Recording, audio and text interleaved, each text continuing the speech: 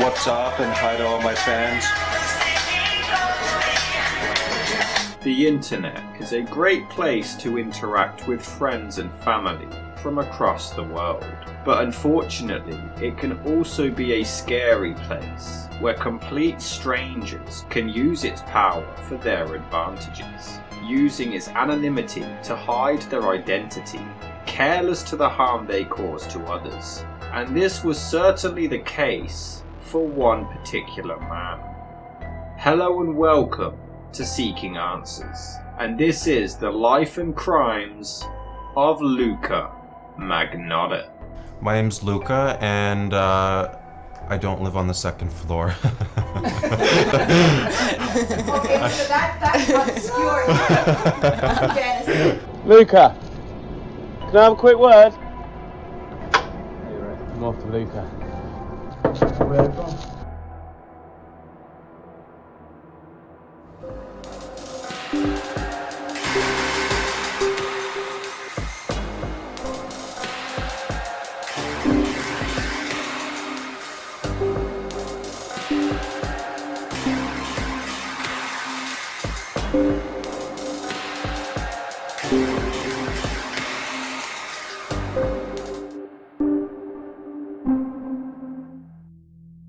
On July the 24th, 1982, a strange and disturbing mind had entered our world under the name of Eric Newman. Born in Scarborough, Ontario, Canada, the first of 3 children, Newman claimed his mother, Anna Yorkin, was a clean freak, but not the ordinary kind you would expect from a doting mother. She would often lock her own children out of the house, and even kicked out one of their pet rabbits, who ended up freezing to death. Anna would frequently force her children to scrub their hands so much they would turn raw. She was so much of a germaphobe, in fact, that she refused to let her 3 children go to school as she didn't want them using public toilets. Yorkin attempted to homeschool all 3 of them, which led to them growing up a lot more isolated than other children their age. She did eventually allow them to go to a public school, but Luka in particular was heavily bullied for his appearance, bisexuality, and his quiet and reserved nature. This bullying of his physical appearance would lead to an obsession with his looks to this day. How important are your looks to you? Oh my god, if that's number 1. Okay, number 1 is looks, number 2 would have to be intelligence, and I don't know what the rest are. all I care about is number 1, basically. All I do is care about how I look. A lot of people tell me I'm really devastatingly good looking, so... He began to idolize Marilyn Monroe and wished that he could one day feel beautiful like her. You look like you're a handsome guy. I can't imagine you weren't that handsome before. You know what? A lot of people tell me that they say, you know what, oh, you don't need it, but before I was good looking, but it was starting to fade, and I was starting to get very self-conscious with that, and I could not deal with having my looks go. He often escaped reality with his own imagination. Eric was a troubled child who would often hit himself in school and would make up stories to try to impress his friends. He would brag about having sex despite being a virgin, claimed that he had a baby, and even that he was involved with the Russian mafia. If anybody called him out on these stories, implying they were even remotely untrue, he would enter a fit of rage, sometimes throwing chairs in their direction. His father, Donald Newman, was a drunk and diagnosed with schizophrenia. He would hear voices in his head and often had suicidal thoughts. The dysfunctional couple went their separate ways, divorcing in 1994 when Eric was just 12 years old, leading to him moving in with his grandmother. Over the years, however, Donald began to notice similar signs in his son's behaviour and actually got him psychological help. He began seeing a psychiatrist for possible schizophrenia and was soon put onto medication. An unnamed aunt wasn't a fan of Eric pretty early on, describing him as a nut job and a time bomb waiting to explode. She was quoted as saying he would have such vast delusions that they would become complete facts inside his own head. In 2002, Eric was now 20 years old when he allegedly began dating sex worker Nina Arsenal, who was witness to some early signs of his madness and narcissism. I have a suspicion that drugs may have played a significant role here. Do you share that thought with me? Absolutely, absolutely. I mean, I hadn't seen him in over a decade, but I suspect the person that I knew back then was not capable of doing these heinous crimes. And Nina, although I can't, again, I have to remind our viewers that I can't confirm or deny even that he uses drugs, but I, as a physician, agree with you completely that it just smacks of that. It's so over the top. It's hard to, even a psychopathic killer, which he had some of those qualities, as you say, he would talk about damaging animals, and he actually did hurting animals, but that too may have come later in conjunction with the drugs.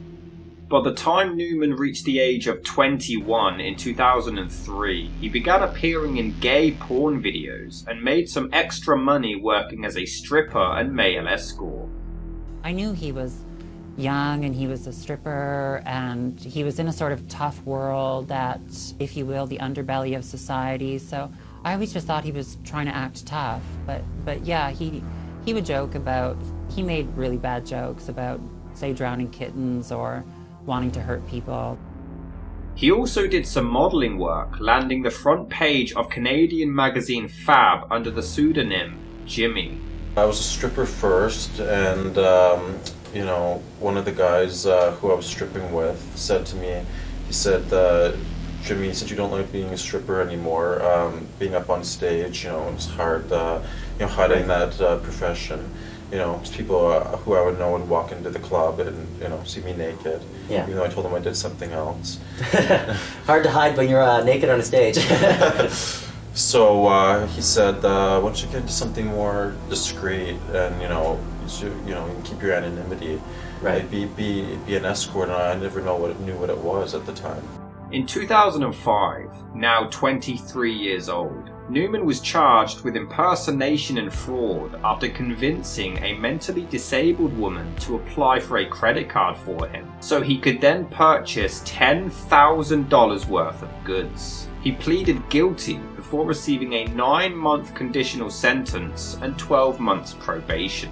The judge let him off lightly, stating, "You have got a medical problem and you need to always take medication. If you do not, your life is going to get messed up."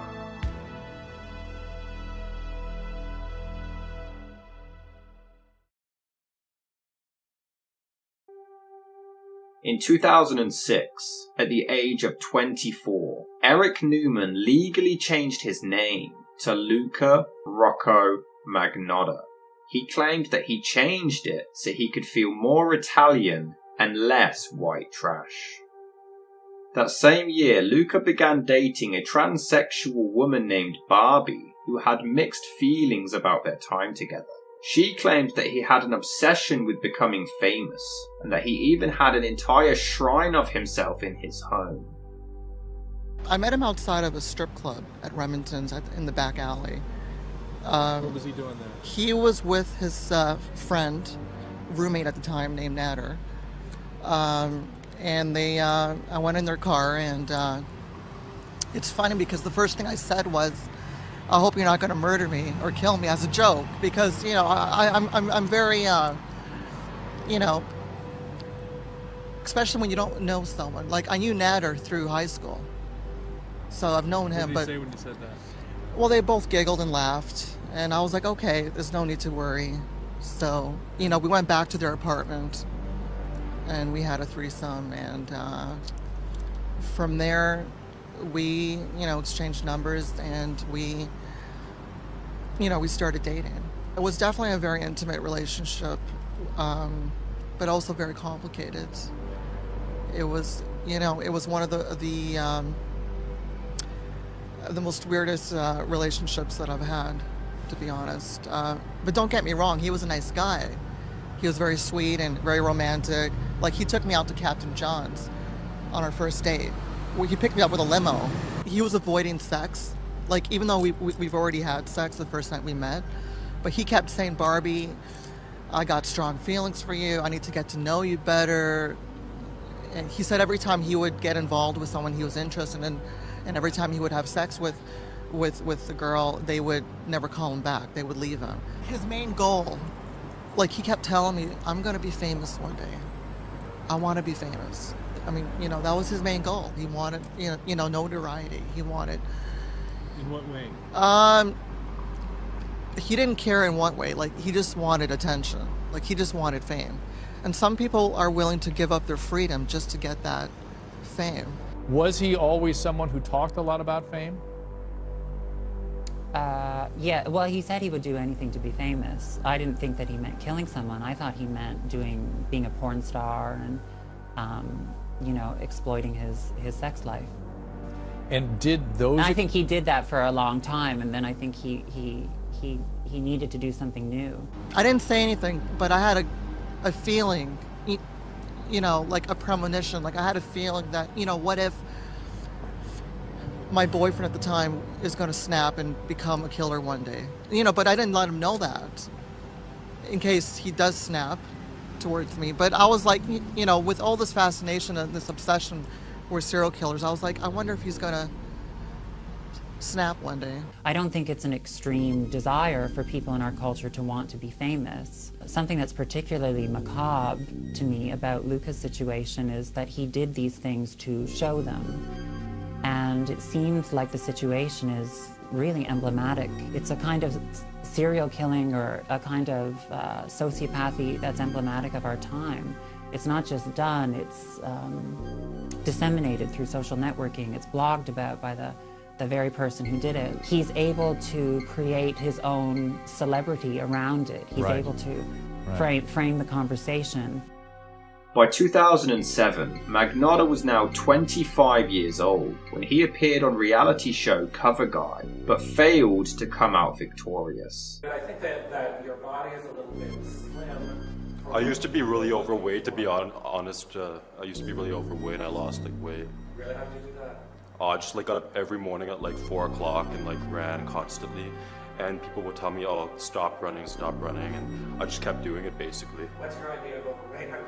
Oh God, I was a lot of overweight actually. Oh, really? So like, you know, I have no problem gaining weight. Like, I can gain weight if I need to gain weight. That could happen really quickly. I can gain weight really quickly. Well, everyone has their personal point of view, like who they like and who they don't like, basically.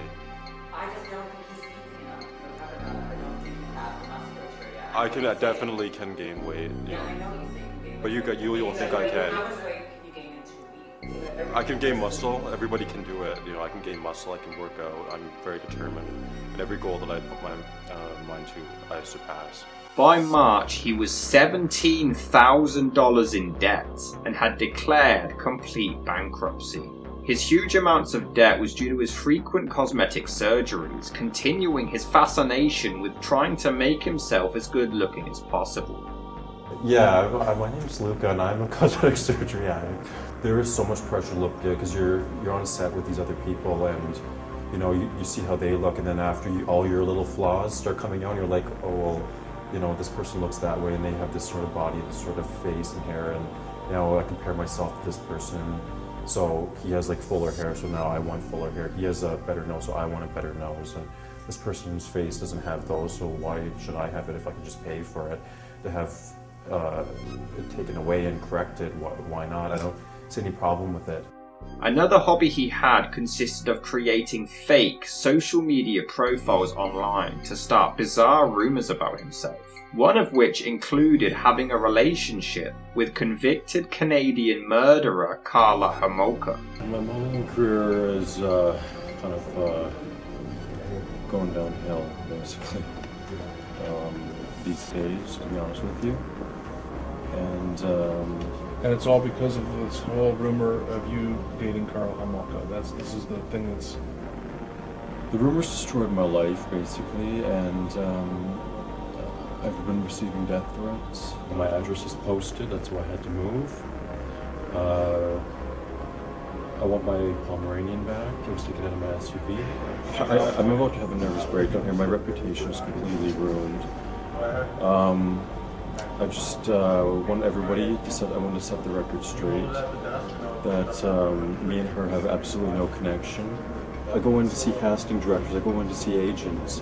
You know, they know who I am. You know, it's all over everywhere. You denied dating Carla Homolka. I have nothing to do with her. I've denied it. Why, how did that all get created? Ask these people, I don't know. Why people, what I put to you is that you've created this personality cult about yourself. I've created a personality cult about myself, okay? Well, if I'm saying I don't want anything to do with the media and I want to be left in peace, then that contradicts everything that you're saying. I don't want any more death threats, and I want to be left in peace. Who are you getting death threats from? Well, I would say about 500 in the last year, and I filed numerous police reports. On your Facebook victim. or how? On my website, on my Facebook. What, saying what? Anything you can imagine. That But they're going for what to, reason? They're going to kill me. Why? Because of these stories. Which stories? Stories that you just mentioned. Which ones particularly, sorry? Every story that you just mentioned. Well, why are they sending you the death threats? I don't understand. Well, it doesn't take a rocket scientist to figure it out. If you are alleged to be involved with this person and... But this is you? Crimes. You just said it's me. Which crimes? Carla Homolka. Right. So then, of course... So you received death threats because of your links to Carla Homolka? You've read the story. You obviously have it right here. He's very self-obsessed, extremely narcissistic. I knew that he caused all that controversy himself about dating serial killer Carla Homolka, you know? And then he was trying to, to deny the accusations, the rumors, but I knew he made that up himself because he was so obsessed with serial killers, especially Paul and Carla, that he wanted to link his name to them. Even then, yeah, because when I was with him in 2006, he would his face would lit up when he would talk about them. Others including being the cousin of actor River Phoenix, dating Madonna, or even that he was Marilyn Monroe's son. He attempted to create his own Wikipedia page, but it was constantly rejected. He photoshopped images of himself all across the world to pretend he had been to popular and beautiful locations. My experience as an escort, I've traveled all over the world. I don't have to be a stripper anymore, thank God. I get to meet really influential people and a lot of great people around the city and internationally, and do a lot of high-end things I've never been able to do in another profession. I get what the best part is? The best part about being an escort is I'm my own boss. I get to pick my own hours and make a lot of money. He made several fan websites with fake comments praising himself, masquerading him as a famous and beloved model. It's estimated that Luka had created at least 70 fake Facebook profiles and 20 website accounts using fake names to discuss himself. These names were often named after movie characters or the victims of serial killers. He was also obsessed with the movie Catch Me If You Can, a film in which Leonardo DiCaprio's character is on the run from the FBI, and he enjoys the chase to remain hidden.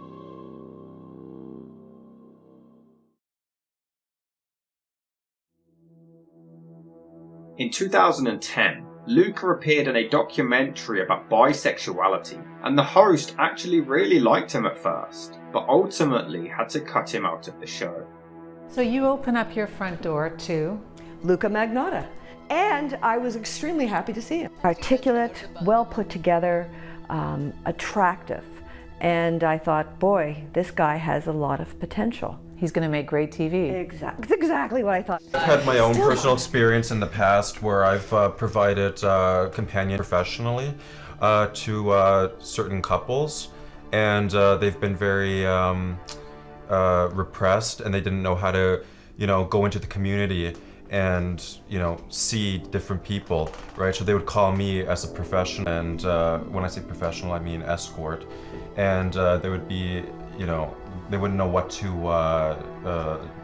do, so I would have to initiate it. They would both be there, and after, they would be very old, and this was something they would be experimenting, and they'd be very scared, and I would have to, go in there and show them like how to do things, and I was as close to him as I am to you, and I didn't sense the fact that he could do something horrible to me.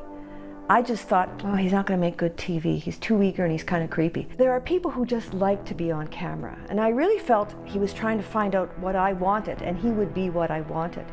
Oh, it just gave me a really weird feeling.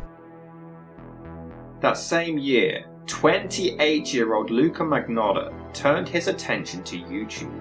He posted a video with his face hidden, placing some defenseless kittens inside a vacuum bag before sucking the air out of it, completely suffocating them. What are you doing? I don't here? want to be hunted down and murdered. No. I'm getting death threats. What are you doing in London now?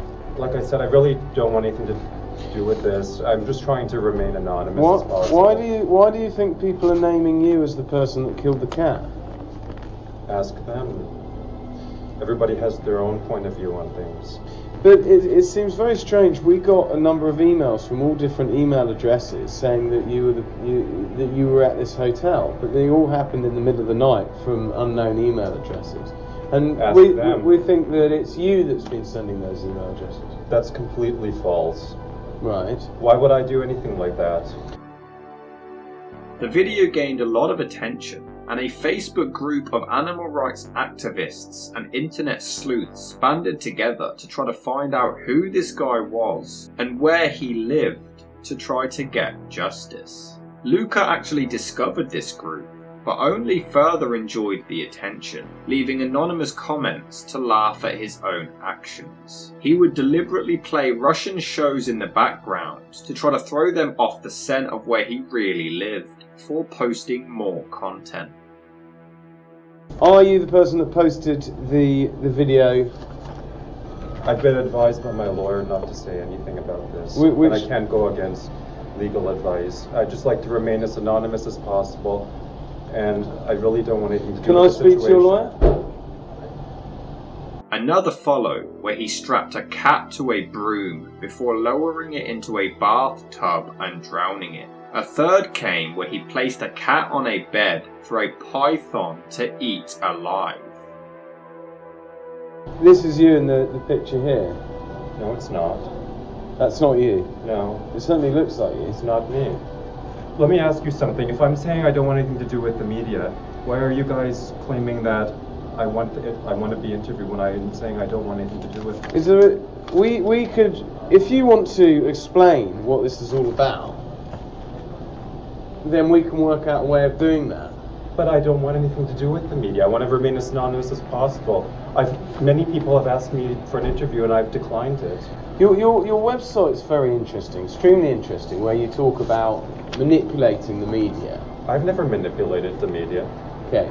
On your website, it talks in length about people's perception in the media and how, that you could write something, and just because you write from an email address doesn't necessarily mean that you know who that person is. Okay. You seem to have created a sort of. For itself. You seem to have created a sort of multiple personalities. How so? Through these email addresses that you've created. I don't use any email addresses. I don't understand what you're talking about. How did we get the name of this pub? Why was this pub given? And why did you ask the people who you're claiming sent you the emails? Don't ask me.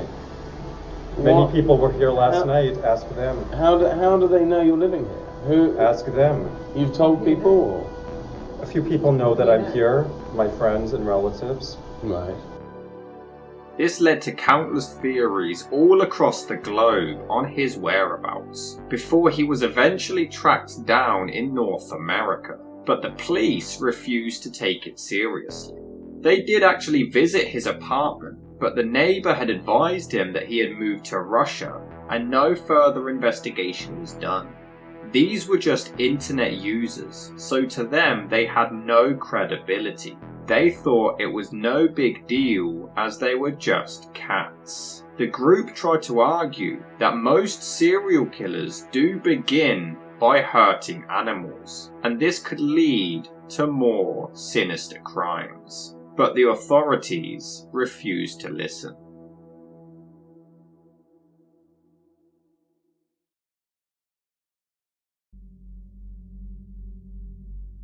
By December 2010, the group put out a $5,000 reward for the whereabouts of Luka Magnotta. Instead of moving to Russia, in actuality, he had just moved to Montreal. Have you received death threats about the videos you posted of the cat killing? Absolutely. You have? So Yes. you did post those videos? No, I didn't. You just said you did? No, I didn't. You're twisting my words. No, I said to you, have you received death threats about the videos you posted of the cat killings? And you said yes, you did. No, you didn't. You said to me, am I receiving death threats about the cat killings? And I said yes. And about the videos you posted? I never of the posted cat any killings? videos. I deny it. Who do you think's accusing you of it? I don't know, maybe some crazy people. Why would they want to do that? Well, ask them. Everybody has their own ulterior motives. It's very baffling, isn't it? Well, like I said, I just want to be left in peace. Will we be able to have a look at your apartment to see that it's not the same as the one where the video was shot? Absolutely, it's not the same as when the video was shot, because I never shot any video. Okay. Will we be able to see that, to prove that? You can have a look in, but I don't want anybody coming and I'll open the door. And so this is, you just got a single bed here, whereas the other one was clearly filmed on a double bed. Exactly, so that proves that I have nothing to do with this. It seems funny that in your pictures you've got small kittens in your pictures. Is that just a coincidence? I have nothing to say about this. My lawyer told me to remain silent about everything. Where are those kittens now? I have nothing to say about this, like I said. I have nothing to say about any of this story. I deny it, and I don't want anything to do with this. So if I was to run a story in the newspaper tomorrow saying that you were the person that killed the kitten... Well, I'm not. And please don't. And what would you do? Well, please don't, because I'm not. Right. Where are these kittens now? I have nothing... Why can't you answer me that question? I have nothing to say, because why would I go against legal counsel?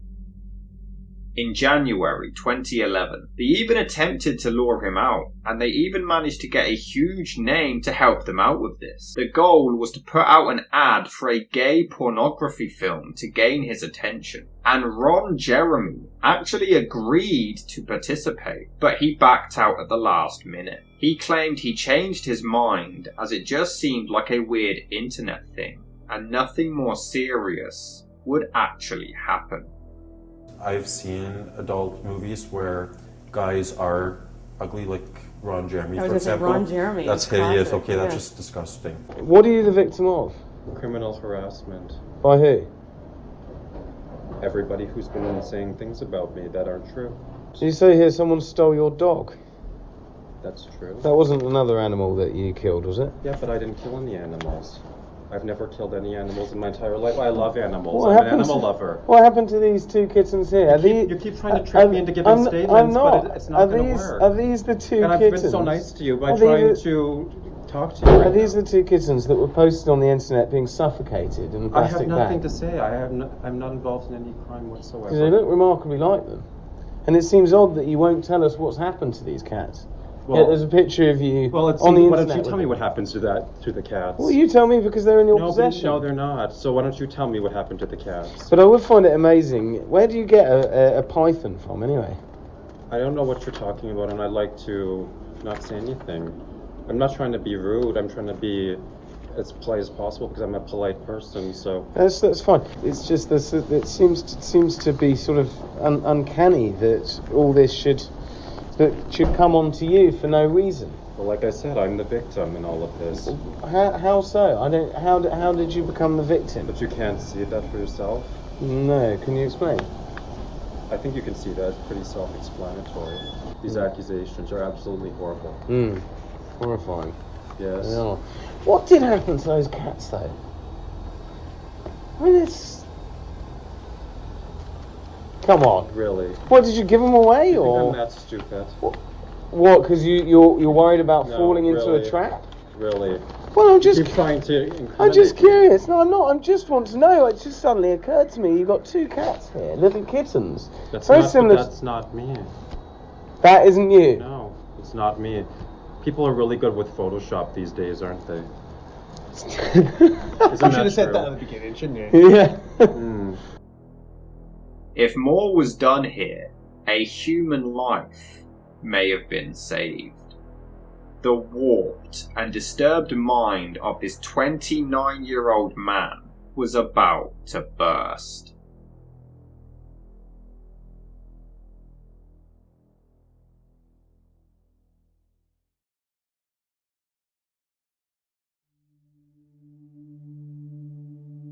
In late May, days before the tragedy took place, Luka Magnotta began posting on several forums online promoting a video entitled "One Lunatic, One Ice Pick," but nobody was prepared for what was coming. On May the 24th, 2012, 33-year-old Chinese engineering and computer science undergraduate Jun Lin was last seen with Luka Magnotta heading to his apartment in Montreal, Quebec, Canada. At 9 p.m, he sent his friends and mother one final text message. I knew going to Canada was a long-time dream. He wanted to improve his English. He was very curious about how people lived here. He did lots of research on the internet, was convinced that as a country of immigrants, Canada is a peaceful place. He told me not to worry about his safety. This was a very safe country for immigrants. Jun Lin was described as being shy and quiet, so it was certainly unusual for him to not get back to people relatively quickly. He was homosexual, but not openly, and Luka had used Craigslist to entice him into sexual relations. The next day, Jun didn't show up to work, arousing immediate suspicion from his employer, as this was completely out of character for them. That same day, a video entitled "One Lunatic, One Ice Pick" was posted onto the website bestgore.com. The video shows a naked man tied down to a bed before another man repeatedly stabs him with an ice pick and a kitchen knife. The attacker then proceeds to dismember the victim and perform acts of necrophilia on the body. He continued to cut up parts of the flesh and fed it to a dog before eating some of it himself. Just hours after murdering Jun Lin, Luka disposed of the remains in the basement of his apartment building. He also dumped a suitcase in an alley behind the building before booking a flight to Paris with his own passport using his real name. This suitcase was spotted by a janitor the next day, but he didn't question it and found nothing unusual. On May the 26th, the disturbing video was reported to the authorities, but they ignored it as they didn't believe it was genuine. It was now when Luka flew off to France. The next day, 3 friends decided to investigate Jun Lin's apartment, but they came to find an empty home and nothing seemed out of place. It wasn't until May the 29th, Jun Lin was finally reported missing. That same day, the suitcase behind the apartment was beginning to smell, and maggots had found their way around it. It was finally opened to reveal a torso. It was also surrounded by trash bags, which were filled with sedatives, cleaning products, the dog's dead body, Jun Lin's severed arms and legs, as well as Luka Magnotta's ID and address. This led investigators to believe that Luka was actually the murder victim. They checked out his apartment, that it was clean, and nothing seemed suspicious, though detectives felt like it was too clean, and they could smell cleaning chemicals inside. They checked the CCTV footage of the apartment to see him disposing of the remains from 2:47 AM all the way until 4:02, and they now believed that the man in the video was the suspect, having no idea that this was Luka Magnotta. That same day, at 11 a.m, a package arrived at the national headquarters of the Conservative Party of Canada. It was covered in blood and emanated a foul stench. Inside was a severed left foot and was marked with a heart symbol and a poem. Roses are red, violets are blue. The police will need dental records to identify you, bitch. Stephen Harper and Lauren Teskey will know who this is. They fucked up big time. You need to speak to Lauren Teskey and her family. Lots to hide. A note said that 6 body parts had been distributed and they promised to kill again. That same day, another package was addressed to the Liberal Party of Canada, but this was intercepted at a Canada Post processing facility. It contained a left hand. This package had a barcode which was tracked to a post office in Côte-de-Neige, leading to them finding Luka on their CCTV as well, now confirming him as the suspect. It wasn't until May the 30th when Luka Magnotta was finally identified, but he had already flown to France 3 days earlier. They then found more CCTV footage of the apartment building, showing Luka and Lin arriving together before Luka left alone, now wearing Jun's shirt. At 11:33 p.m, the police arrived at Luka's apartment for another, more thorough search to discover that it now smelled of blood. Inside his closet was a message written in red ink. If you don't like the reflection, don't look in the mirror. I don't care. The next day, Interpol issued a worldwide red notice for the arrest of Luka Magnotta. He was now on posters everywhere and was running for his freedom, just like he always wanted. A reward of $7,500 was on the line for his capture. Luka had previously written about how easy it would be to disappear, and now we were all going to see just how well this was going to work.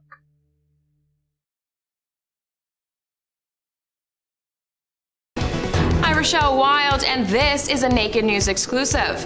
A global manhunt is underway for Luka Magnotta, the 29-year-old man accused of brutally murdering a Montreal University student, uploading the video to the internet, and then mailing the dismembered body parts to Canadian political leaders. I couldn't watch the whole thing. I flipped through moments of it.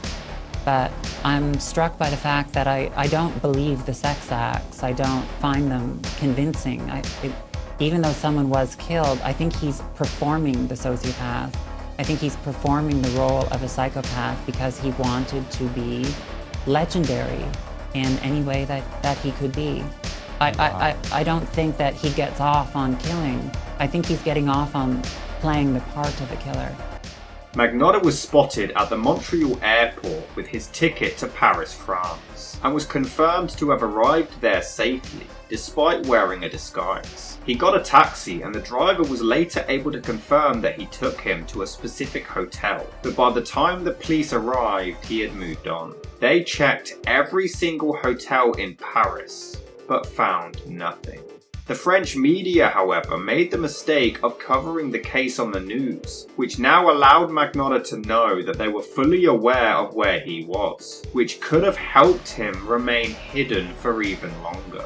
While in France, Luka actually met a man and stayed with him for a few nights, but they parted ways without incident. The man described Magnotta as being perfectly normal, polite, not suspicious, and never nervous. He didn't even think anything of it until he saw him on the news days later. Luka even gave the guy his number, which the police tracked to a hotel in Bagnoli, but he again gave them the slip. This reservation was under the name Kirk Trammell. They found his clothes, pornography magazines, an air sickness bag, and his ID that he attempted to flush down the toilet. Unbeknownst to them, he had already boarded a bus to Berlin, Germany. On June the 4th, Luka Magnotta visited an internet cafe using a French accent, and the owner immediately recognized him. However, he described Luka as being so polite and normal that he began to question if he really could be the killer that he had seen on the news. He let Luka onto one of the computers and subtly spied on what he was looking at. Luka Magnotta was looking up news articles and mugshots about himself. The owner managed to flag down some police who didn't take him seriously and moved on. He did manage to find some others who obliged and managed to finally apprehend Luka Magnotta. After 2 years of evading everyone around the world, his internet presence, which is what he longed for so long, became his downfall. He did attempt to give the police a fake name before confessing his true identity. It wasn't until June the 5th when a package containing a right foot was sent to St. George's School and a right hand to False Creek Elementary School in Vancouver. These other packages also contained notes from Magnotta that the authorities have never disclosed their contents in hopes of preventing copycat killings. Okay, Luka, listen. I'm not going to talk about the case. What happened in the past, we can't change anything. Do you understand? The reason why you're here today is because something went wrong. I just want to remain silent about everything. I don't want to say anything about anything. Is it because you're scared, or? I just want to remain silent. Okay. This today is maybe one of the most important days of your life. Okay, a lot happened from the end of May till today. Okay, Luka, listen. We don't need to know if you did. Listen to me. Is it possible that I can get a sweater or something? A sweater? Do you have another sweater with you? Or a blanket or something? I just feel cold. Okay, you feel cold. Okay. Okay, we'll take care of that. I'm sure you're emotional. It's only normal. I know that you cried on the plane.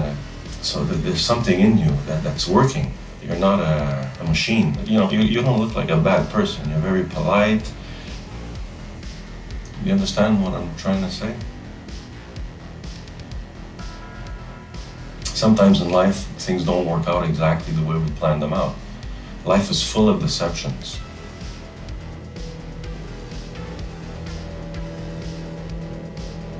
Can I have a cigarette? Cigarette? Please. Today we're here not to find out if you did harm Jun Lin. We know all that. We have the evidence. That's not a problem. Okay, what's important for me just right now at this moment is the family. This is a picture I was able to get. Take a look. Family, you want an explanation. What's wrong?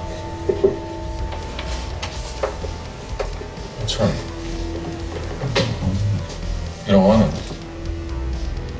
What you wanted to accomplish, Luka, well, you succeeded. It's done. Everybody knows Luka Magnotta. You understand? Must be a reason why things went that way.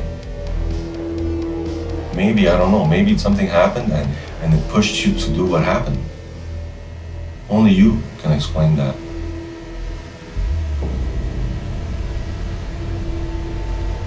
Luka, is it because you're scared, or how do you feel right now inside? Are you worried about something? What's your biggest fear at this moment?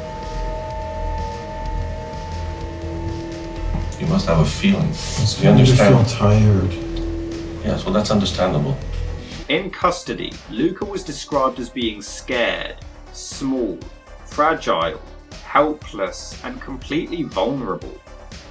He looks so disconnected from the sexual acts on the video. I think he took a lot of drugs, dissociated himself from the experience so he could decapitate someone so he could mutilate their body, and then so he could actually simulate having sex with them. But I actually don't think that I don't think it's a real sex act. I think he's a copycat psychopath. But now Luka could finally explain his motives, that they would never remain consistent. Initially, he claimed that he heard voices and blacked out. Something forced me to do it. It just gave me this weird energy. Something just happened in my brain. Me and Lin were lovers, just sharing a night together. But then a black car outside filled me with a conviction that he was a secret agent. Tie him up. Cut it, I heard a voice tell me. Do it. He's from the government. Then I slit his throat and chopped up his body. Then the voices told me, give it back to the government.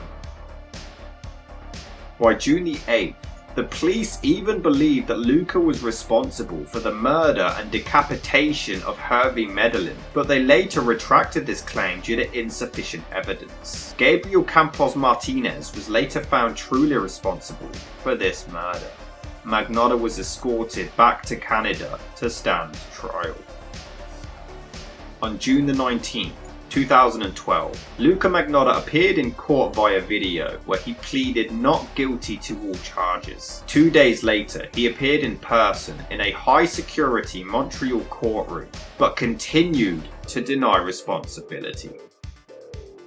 On July the 1st, Jun's head was found at the edge of a lake in Grignon Park. This was the second Canadian murder of a Chinese student in just over a year, after Lu Chien in Toronto in April of 2011, leading some to believe that it was racially motivated. After all, years earlier, Luka did allegedly post on a white supremacist website denouncing all Chinese. On July the 11th, Jun Lin's remains were cremated, and 5 days later he was buried at Notre Dame des Neiges Cemetery in Montreal, Quebec, Canada. On March the 11th, 2013, the preliminary hearing began. Luka Magnotta requested all media and public to be banned, but this was denied. Just 2 days in, and one of Magnotta's lawyers actually resigned, citing a conflict of interest. By April the 12th, Luka was indicted for first-degree murder, but he denied all responsibility, citing mental disorders, and many professionals did actually back him up. Many psychiatrists confirmed that he did have symptoms of schizophrenia as early as his teenage years. Back then, he had taken a lot of drugs which may have altered his mental state. Some accused him of faking his schizophrenia during the trial to try to avoid blame, but many remained adamant that he did show many symptoms of several personality disorders, which could have put him in a completely psychotic state during the murder, and therefore he would be unable to be held responsible for his actions. However, others dispute this, stating that the murder was clearly organised and premeditated, especially considering he filmed the entire thing, suggesting he was purposeful, mindful, ultra-organised, and entirely responsible for his own actions. On December the 16th, 2014, Luka Magnotta was finally found guilty of the murder. He was given a mandatory life sentence. Magnotta did actually appeal this decision, but later retracted it. However, 4 years after being convicted, Luka Magnotta completely changed his story. It's very annoying. I never wanted anything to do with the NCR defense. I had no mental illness whatsoever. I had to go with it, even though I didn't want to. But my lawyers pressured me into it. I told the doctors I had no mental illness. Even now in prison, I take no medications. But the lawyers said our only chance was to go with the NCR defense. I wish I had told the story my way. But Luka's story is another case that doesn't quite add up. Back in 2010, Anna was growing concerned with her son's increasing obsession with internet fame. Once she found out he had killed cats in a video, she felt something wasn't right and contacted him. But Luka claimed that during his escort days, he met a client by the name of Manny Lopez. He claimed that Manny forced him to kill animals in videos and paid him good money to do so, which is how he was able to afford to go to these places on such low income. But he had also told people about Manny for years before the murder. He was terrified of the man. He was allegedly beaten by him, strangled with an electrical cord, stabbed with a pen and pencil, forced to eat worms, and forced to have sex with animals. He would often tell people that Lopez was outside his house and that he was scared for his life. There's even a police record to verify that Luka was attacked and abandoned on a beach, which he claims was done by Manny. In the snake video, a second pair of hands can be seen, which Luka's mother claims is evidence of Manny manipulating her son. Luka claims he was asked by Manny to just film himself and Jun Lin having sex, but during it, Manny was outside making calls to him and directing him to kill him. You can even see Luka carrying the tape out of the apartment. However, this falls flat when this is another case of Luka using names from popular films. Not only was his previous alias Trammell from the popular Sharon Stone movie Basic Instinct, but Manny was the name of her character's fiancé. Furthermore, the death video even mimics a sex scene in the film. The hands in the video belonged to the owner of the snake, a neighbour of Luka's who had no idea that he was going to feed a cat to it. The neighbour even confessed to this. But furthermore, there are absolutely no call records to Luka's phone on the night of the murder like he claims. There is no evidence to support Manny Lopez actually existing and aiding Luka Magnotta, except the police record of the assault, which remains a mystery. On July the 16th, 2013, Mark Merrick, owner of the website bestgore.com, was actually charged for allowing the snuff video to be posted onto his website. He pleaded not guilty, but later changed his plea and was given a 6-month conditional sentence under house arrest.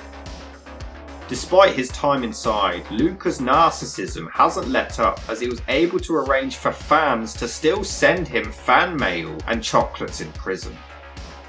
You know, I wasn't surprised that he was getting fan mail around the world from obsessed fans, right? He loves that. Oh yeah. And in a new way. I mean, in a way, serial killers always had a special, romance where there would be stories written about them or whatnot. But now, hundreds of thousands or perhaps millions of viewers actually consume his acts.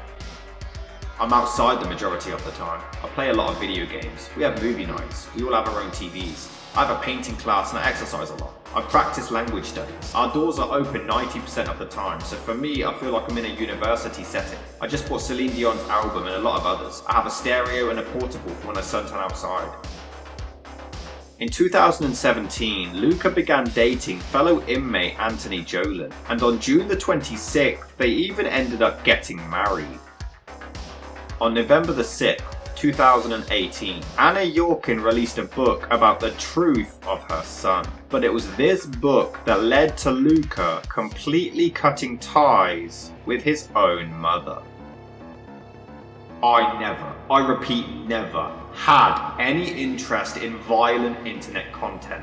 That is fake news. I'm sorry this does not fit the narrative of your story. Based on your questions, it felt you wanted to paint me as some fame-hungry individual. I was never interested in the media or spotlight then or now, and I ignore most media requests. I want no part of the spotlight. I was framed by Manny Lopez, John Bitroloff, and also David D'Amato. These people are the ones you should speak with. Sorry to disrupt your narrative, but you have the complete wrong idea of me thanks to fake news misleading you. I never uploaded any violent videos to the internet. Period. Something most people will be surprised with is the following. My idiotic mother wrote a book recently claiming to have a close relationship with me. I despise this woman. I have zero contact with her and everything she says is false. A con artist and animal abuser herself who uses me to collect money. Zero relationship. What does your family think? Actually, they've come to the point where they really don't want to talk to me. It's actually true. It's like they don't really want to talk because I think it's too much. They're really fed up with it, and we have differences on those kind of things. So it's just become a really stressful situation. Actually, yeah. My whole life is still become too much for them to handle. Yeah. So I think they're just kind of taking a little break. Yes, I completely disagree with the book Anna and Brian wrote, and I, along with the majority of others, believe it's a waste of money and complete fiction. That book is complete fiction. I have had almost zero contact with my mother in the last 20 years. In my opinion, she invents stories so people believe she's a good parent. I have zero contact with her and never will. I only agreed to participate because I knew her lies would overshadow the truth. Brian Whitney is completely untrustworthy in my opinion. The report he has given you is a fabrication created by my defense team to obtain a not guilty verdict. I never agreed with the strategy, but if you were in my position, I'm sure you would agree with almost anything your lawyer said to do, including admitting to wildly false accusations. A lot of crazy stuff was floating around in cyberspace, and my lawyer suggested I just falsely admit to it because it made me look more unbalanced. I in no way have any mental illness. I have reports I could produce stating this from current treating doctors. The prosecution and police assured for years I made the entire thing up. Now I admit it and I'm challenged. As a teenager, my manager had me fake mental illness to obtain prescription drugs to sell for huge profits. I have zero mental illness and the paperwork I have proves it. Anybody who believes the clinical report my defense team orchestrated is a fool. The jury didn't believe it and nobody else should. It's all a big con. Porn was never my career. Ever. It's bewildering why that title is used to describe me. That was never my career goal or choice. My career was, for 15 years, a highly successful male escort, making $10,000 a night in New York City, Los Angeles, Miami, and dozens of other countries. I was paid good cash by a friend to do a couple of adult films on the side. That can hardly be described as a career or being a failed porn actor. So the media's inaccurate spin is shameful. A disgrace. They get 95% of my life wrong. What led to this unprovoked attack on an innocent man and countless animals? What created this warped and deranged brain causing such a psychotic rampage? And could this have been prevented? Were there enough signs over the years and they all just went overlooked? Luka Magnotta continues to spend his sentence in a maximum security prison in Quebec, while the rest of the world and the family of Jun Lin continue seeking answers.